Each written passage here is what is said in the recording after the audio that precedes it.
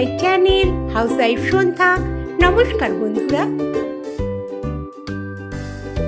আজকে আমি নিয়ে এসেছি একটি আমের ডিজার্ট বলুন, পায়েস বলুন বা আমের চড়ু বলুন, খুব সুন্দর একটা রেসিপি আজকে আপনাদের আমি বানিয়ে দেখাবো। এর জন্য আমি 4 পিস আমকে এইভাবে টুকরো করে বের করে নিচ্ছি। আর এটা আপনারা যে কোনো রকমভাবে এরকমভাবে বের করে নিতে পারেন। তো আমি এখানে টুকরো করে বের করে নিয়েছি। তার আর একটা কারণ আছে, এই টুকরোগুলো আমি খুব মিহি করে পেস্ট করব না, যাতে টুকরোগুলো একটু থেকে যায়, ওই জন্য এরকম একটা টুকরো করে নিলাম। তো এবার প্রত্যেকটা আমার এভাবে বের করে নিয়েছি। এবার আমি এই আমের টুকরোগুলোকে একটি মিক্সিং বলে আমি এটাকে পেস্ট করে নেব।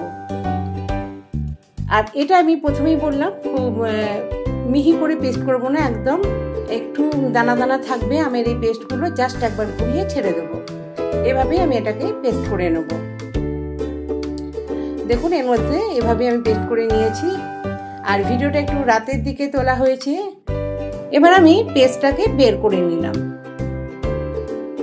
যে সকল বন্ধুরা আমার এই ভিডিওটি দেখা শুরু করে দিয়েছেন তারা একটি লাইক বাটনে প্রথমে ক্লিক করে নিন, তারপরে আমার এই ভিডিওটি দেখার অনুরোধ রইল। এইভাবে আমি সমস্ত এই আমের পেস্টটাকে বের করে নিলাম। এবার এটা দেখুন একদম স্মুথ করে নিয়ে একটু দানা দানাও আছে এর মধ্যে। এবার আমি এখানে 50 গ্রামের মতো গোবিন্দভোগ চাল আমি খুব ভালো করে ধুয়ে নিয়েছি, 2-3 বার করে ধুয়ে। এবার জলটাকে একটুখানি ঝরিয়ে এর মধ্যে আমি 1 চামচ আইটিসির অর্গানিক গাওয়া ঘি এর মধ্যে দিয়ে খুব ভালো করে মিক্সড করে দিলাম, যাতে প্রতিটা চালের গায়ে একদম ঘিটা লেগে যায়। এইভাবে আমি এটাকে 2 মিনিটের মতন খুব ভালো করে এটা মিক্স করে নেব। এবার আমি এটাকে ঢাকা দিয়ে 10 মিনিটের জন্য রেখে দেব। আর এইদিকে একটি কড়াই বসিয়ে নিলাম। কড়াই বসিয়ে তার মধ্যে আমের যে পাল্প সেটাকে দিয়ে দিলাম। আর আগে বলেছি আমি এটা আমের পাল্পটা আমি একদম খুব মিহি করিনি, দেখুন এখানে একটু দানা দানা দেখা যাচ্ছে। এবার এটাকে আমি লো টু মিডিয়াম ফ্লেমে ধীরে ধীরে এটা পাল্পটাকে আমি শুকিয়ে নেব। ততক্ষণ পর্যন্ত আমি এই পাল্পটাকে শুকাবো, যতক্ষণ পর্যন্ত এটা থেকে একটা সুন্দর একটা আমসত্বের মতো গন্ধ বেরিয়ে আসবে, একদম আঠালো লাগো লাগো হয়ে যাবে ততক্ষণ। এই যে টুকরোগুলো দেখছেন এখানে, এই টুকরোগুলো আমি ওইভাবেই পেস্টটা করেছি। এইভাবে আমি এটাকে এভাবে নন স্টপ নাড়তে থাকবো। আজকে যারা প্রথম আমার এই রেসিপিটি দেখছেন বা আমার ভিডিওটি ভিজিট করছেন তাদেরকে আমার অফুরন্ত ভালোবাসা আর অসংখ্য ধন্যবাদ। আপনারা একটি লাইক, একটি কমেন্ট করে দিতে পারেন। আর যদি ভালো লাগে অবশ্যই সাবস্ক্রাইব করবেন আর পাশে থাকা বেল আইকনটি প্রেস করে দেবেন, কেননা যখন আমি আবার কোনো নতুন ভিডিও ছাড়বো বন্ধুরা সবার প্রথম আপনার কাছে পৌঁছে যাবে। আপনি আপনার সময় মতন ভিডিওটি দেখে নিতে পারবেন ওই নোটিফিকেশনের মাধ্যমে। আর যারা ফেসবুক থেকে আমার এই ভিডিওটি দেখছেন তাদেরকেও আমার অফুরন্ত ভালোবাসা ও অসংখ্য ধন্যবাদ। আর আপনারা লাইক, শেয়ার, কমেন্ট আর বন্ধুরা ফলো করে পাশে থাকবেন। এভাবে আমি কিছুক্ষণ নেড়ে নিলাম। নাড়ার পর একটু টাইম লাগবে, যেহেতু এটা লো টু মিডিয়াম ফ্লেমে এটাকে একদম শুকিয়ে নিতে হবে। আর ধীরে ধীরে এটা থেকে একটা আমসত্বর মতো গন্ধ বেরিয়ে আসবে। এভাবে আমি খুব ভালো করে এটাকে নেড়ে নেড়ে একদম দেখুন এখানে শুকিয়ে এসছে, অনেকটা টেনে নিয়েছে। এবার যত দেখতে হবে যেন এটা নিচে লেগে না যায়, তবে তার স্মেলটা অন্যরকম আসবে। এবার আমি এটা বন্ধ করে দিলাম। এদিকে আমি দুধ বসিয়ে দিলাম। এখানে অনেকক্ষণ আগে থেকে দুধটা জাল দিতে দিতে এই পর্যায়ে রয়েছে। এখানে আমি 2 কেজির মতো দুধ নিয়েছিলাম, সেটা শুকাতে শুকাতে 1 কেজি হয়ে গেছে। এবার আমি এখানে সেই ম্যারিনেট করা গোবিন্দভোগ চাল, যেটা ঘি দিয়ে খুব ভালো করে মেখে রেখেছিলাম, সেটা আমি এর মধ্যে দিয়ে নিলাম। সেটা মোটামুটি 10 মিনিটের মতো রেখেছিলাম। এবার খুব ভালো করে আমি চালটাকে এর মধ্যে দিয়ে মিক্স করে দিচ্ছি আর এটা সিদ্ধ করে নেব। এটা এখানে মোটামুটি রয়েছে 50 গ্রামের মতো গোবিন্দভোগ চাল।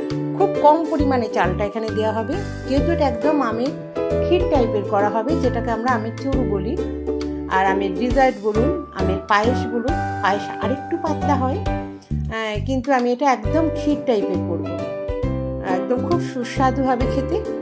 এবার খুব ঘন করে এটাকে আমি নেড়ে নেড়ে এভাবে চালটাকে ফুটিয়ে নেব। তো চালটা ফুটাতে গেলে এখানে বারবার করে একটু নাড়তে হবে, নাহলে এখানে দুধ যেহেতু অনেকটা ঘন হয়ে এসছে, এটাও নিচের দিকে লেগে যাবে।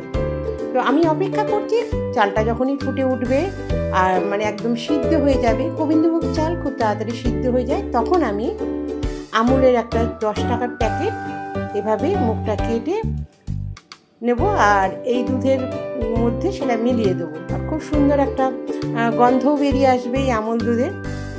দেখলাম, এবারে আমি দেখে নিচ্ছি চালটা ঠিকঠাকভাবে সিদ্ধ হয়ে গেছে কিনা। এবার আমার চাল সিদ্ধ হয়ে গেছে। আর এখন আমি এই প্যাকেটটা থেকে ঠিক এইভাবে আমি মেশাবো, অল্প করে দেব আর এটাকে এরকমভাবে গুলতে থাকবো। বন্ধুরা, এখানে একবারে দেওয়া যাবে না, এরকম অল্প অল্প করে দেব আর এভাবে আমি গুলে নেব। আর যদি আমি একবারই দিই সেটা একটা দলা পাকিয়ে যাবে আর দানা দানা টাইপের হয়ে থাকবে, তাই জন্যে এইভাবেই আমি দেব আর এটাকে ঘোরাতে থাকবো। এইভাবে সম্পূর্ণ দুধের প্যাকেটের দুধটা এভাবে আমি মিক্স করে দিচ্ছি এর মধ্যে। আর এটা একটু লো টু মিডিয়াম ফ্লেমেই করতে হবে, যাতে তলায় লেগে না যায়। কারণ দুধটা ঢালছি, খুব যদি ফুটতে থাকে তাহলে তলায় লেগে যাবে। একদম লো টু মিডিয়াম ফ্লেমে বা লো ফ্লেমেও এটা করে নিতে পারেন। অল্প অল্প করে দিয়ে এভাবে আমি সম্পূর্ণ আমুলের প্যাকেটটা এর মধ্যে মিশিয়ে দিলাম। আমুলের প্যাকেটটা দেওয়ার কারণ হচ্ছে খুব সুন্দর একটা গন্ধ এখান থেকে আসবে। আর এটা গরুর দুধ, খুব সুন্দর একটা খিরখির গন্ধও আছে, তার মধ্যে আমুলের প্যাকেটটার গন্ধ আরও সুন্দর করে দিল। এবার এটাকে যখন দেখছি খুব ভালোভাবে এটা একদম মিক্সড হয়ে গেছে, একদম আঠালো টাইপের হয়ে এসছে, যতক্ষণ এটা একদম আঠালো টাইপের না হবে ততক্ষণ পর্যন্ত এভাবে আমি এটাকে ঘোরাতেই থাকবো। তো বন্ধুরা, আমি যে আজ এই আমের ক্ষীরটা বানাচ্ছি, অবশ্যই আপনারা বাড়িতে একবার বানিয়ে দেখবেন। আমি আমার প্রয়োজন মতন এখানে চিনি দিয়ে নিলাম, খুব বেশি চিনির প্রয়োজন নেই, কেন আমুলের প্যাকেটের মধ্যে একটু মিষ্টি ভাব আছে। আর এখানে আমি 3 চামচের মতন আমি চিনি দিয়ে নিয়েছি। আর দুধটাও ঘন হয়ে আসলে অনেকটা মিষ্টি মিষ্টি হয়ে যায়। এবার আপনারা যদি চান আপনি গুঁড়ো দিতে পারেন বা আপনারা বাতাসাও দিতে পারেন, এর মধ্যে কোনো প্রবলেম হবে না, তার টেস্ট একই থাকবে। এবার আমি ঘুরিয়ে ঘুরিয়ে এটা চিনিটাকেও খুব ভালো করে এর মধ্যে মিক্সড করে দিলাম। এবার সম্পূর্ণভাবে এরকম যখন মিক্সড হয়ে আসবে, তখন আমি এবার সেই যে আমের জাল দিয়ে আমি আমের পাল্পটাকে একেবারে শুকিয়ে রেখেছিলাম, আর সুন্দর একটা আমের আমসত্ত্বের গন্ধও বেরিয়ে এসছে এর মধ্যে থেকে। এবার আমি এই যে পায়েসের যে দুধের যে পায়েস বানিয়ে রেখেছি সেটাকে আমের মধ্যে এভাবে দিয়ে দিলাম। আর যে একদম আঠা আঠা হয়ে রয়েছে সেটাকে আমি এর মধ্যে আরও একটু জাল দিয়ে নেব, তখন একদম ঘন এটা ক্ষীর টাইপের এটা হয়ে যাবে। এভাবে আমি ধীরে ধীরে সম্পূর্ণ এই আমের যে জাল দেওয়া পাল্পটা রয়েছে পুরো মিক্সড করে দেবো। এবার আস্তে আস্তে এভাবে আমি এটাকে মিক্সড করে দিচ্ছি। আর এটা করব লো টু মিডিয়াম ফ্লেমে, কোনো রকমভাবে হাই ফ্লেমে এটা করা যাবে না, তাহলে নিচে লেগে যাবে। যেহেতু একদম সম্পূর্ণ ঘন দুধের যে ক্ষীরের আমের যে ক্ষীরটা, পায়েসের যে ক্ষীর সেটাও একদম ঘন, আর এইদিকে আমের যে পাল্প সেটাও একদম আঠালো টাইপের। এইভাবে সম্পূর্ণ ঘুরিয়ে ঘুরিয়ে আমি এটাকে মিক্সড করে দিলাম। আর এর মধ্যে আমের যে টুকরোগুলো আমি বলেছিলাম যে খুব ভালো করে আমি পেস্ট করিনি, সেই টুকরোগুলো এভাবে জাল হতে হতে সুন্দর একটা ছোট ছোট ছোট ছোট টুকরোর মধ্যে এর মধ্যে রয়েছে। এই যে দেখুন দেখাচ্ছি। এবার একটি প্লেটে নিয়ে নিলাম, আর আমের এই ছোট ছোট টুকরোগুলো উপরেই রয়েছে দেখুন। তো দেখুন এর উপরে আমি কিশমিশ আর এখানে আমন্ড এখানে ডেকোরেশন করে নিয়েছি। তো আজকের মতো এখানেই, যেখান থেকে দেখছেন অসংখ্য ধন্যবাদ। আবার আসবো নতুন করে ভিডিও।